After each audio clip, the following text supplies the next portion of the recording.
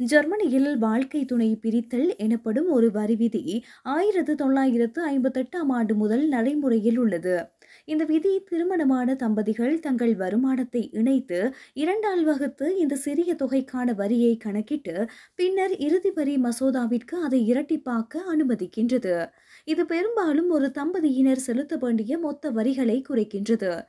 குறிப்பாக ஒரு துணை மற்றவரை விட அதிக தொகையை சம்பளமாக பெற்றால் இந்த விதி அவர்களுக்கு உதவும். இதனால் பல தம்பதியினர் பணத்தை சேமிக்கின்றனர். இதன் மூலம் அதிக வருமானம் கொண்ட தம்பதிகள் 20,000 யூரோ வரையான ஆண்டு சேமிப்பை பெறலாம் என நிபுணர்கள் கூறியுள்ளனர். கணவன் மனைவி இடையே வருமானத்தில் பெரிய வித்தியாசம் இருந்தால் வரி நன்மையும் அதிகமாக இருக்கும்.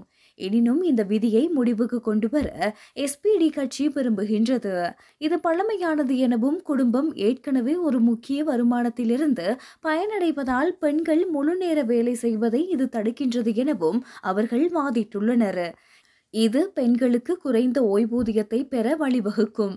அத்துடன் அவர்களின் கடினமான காலங்களில் குறைவான சலுகைகள் கிடைப்பதற்கும் வழிவகுக்கும்.